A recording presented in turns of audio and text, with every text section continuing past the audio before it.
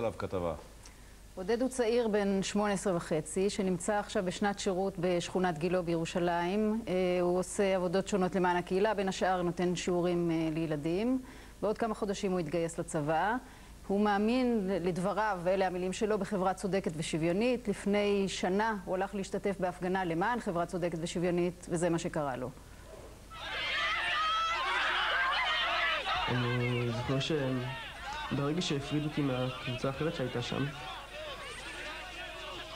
הם תפסו אותי במעיל והפילו אותי בכוח על אי התנועה שבאמצע הכביש.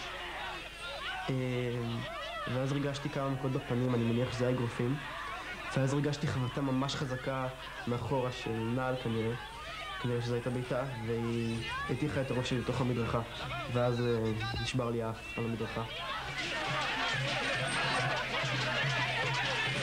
אני מקבלת טלפון מחברים של עודד, יש לו חבורה של חברים תל אביבים, לעודד יש חברים בכל מקום, והם אומרים לי, עודד במעצר במרחב ירקון והאף שלו שבור. ואני שואלת את הבחורה שמתקשרת, איך את יודעת שהאף שלו שבור? אז היא אומרת, אמא שלי רופאה, אני יודעת. הגענו למרחב ירקון, נכנסנו פנימה, הייתה שם חבורה של ילדים בתוך איזה חצר שהם נחשבו במעצר. וישב עודד עם מטפחת שחורה על האף והחזיק אותה ועם חיוך גדול. ואני שאלתי אותו מה קרה לך, והוא אמר, אמא סליחה שהלכתי להפגנה בלי להגיד לך. נא להכיר, זהו עודד, אז תלמיד י"ב מפרדס חנה. השתתף בדצמבר לפני שנה בדיוק בהפגנה חוקית מול ועידת ישראל לעסקים בפתח מלון יוקרתי בתל אביב. את ההפגנה סיים עם אף שבור ומדמם במעצר, ואחר כך על מיטת חדר המיון בבית החולים. רציתי להפגין למען חברה צודקת יותר שוויונית.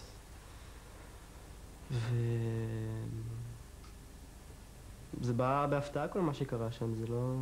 זה דבר אחרון שציפיתי שינחת עליי דווקא שם, זה אלימות כזאת. ציפיתי שיתייחסו אליי בכבוד, ציפיתי ישמרו עלינו כמו ששומרים על האנשים שמולם אנחנו מפגינים.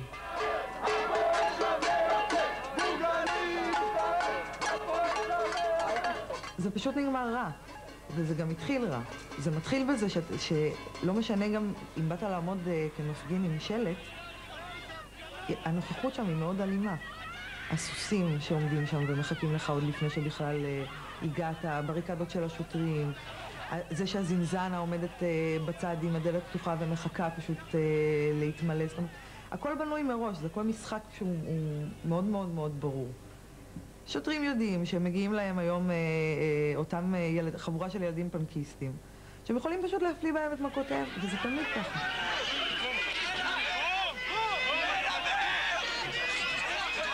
מתוך אמונה וביטחון במערכת הצדק הגישו עודד ואימו, עורכת דין במקצועה, תלונה למחלקה לחקירות שוטרים ודרשו למצוא את השוטרים החשודים באלימות ולהעמידם לדין.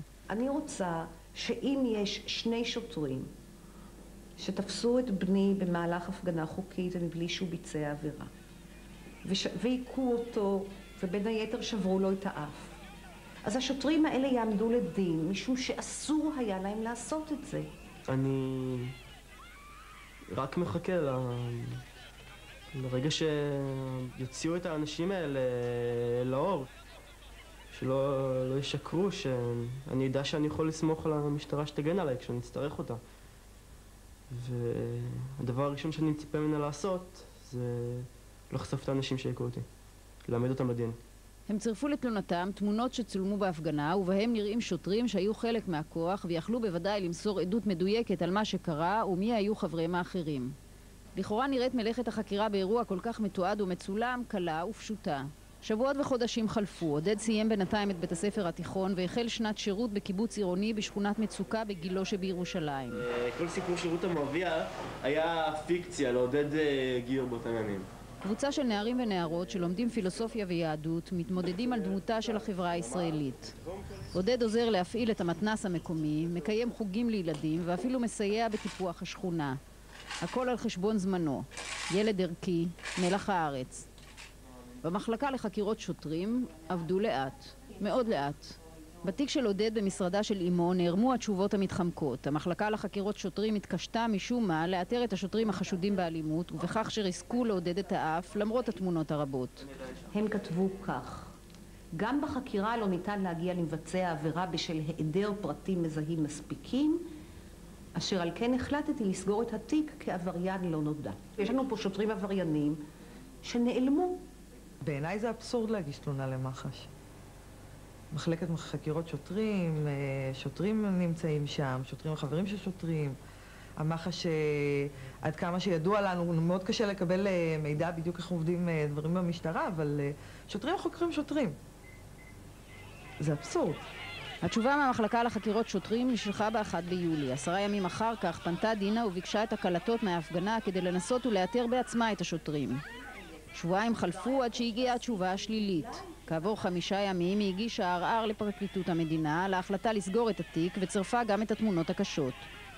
חודש לקח עד שהפרקליטות אישרה את קבלת הערער, ומאז שקט. ב1 בדצמבר כתבה דינה תזכורת לפרקליטות.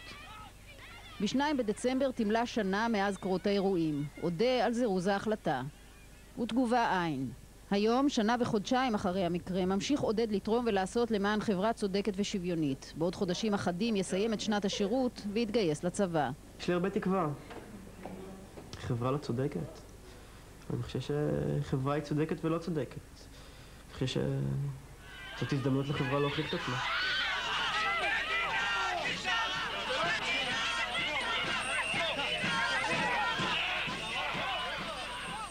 ענת, אני מניח שגם אנחנו פנינו למשטרה. מה הייתה התגובה שלהם? פנינו למחלקה לחקירות שוטרים ושמענו מהם שלא ניתן להתיר את השוטרים החשודים. אז החלטנו אולי לנסות לעזור להם, והכנו כמה תמונות של השוטרים שהיו מעורבים באירוע, שהשתתפו בהפגנה הזאת. אם מישהו במקרה מזהה אותם, אנחנו נשמח ומתקשר לתחנת המשטרה הקרובה, או לטלמסר שלנו, שהמספר שלו רשום למטה, כדי שהמשטרה תוכל לפחות לגבות מהם עדות, ואולי יסייע באיתורם של השוטרים האלה. תודה, ענת.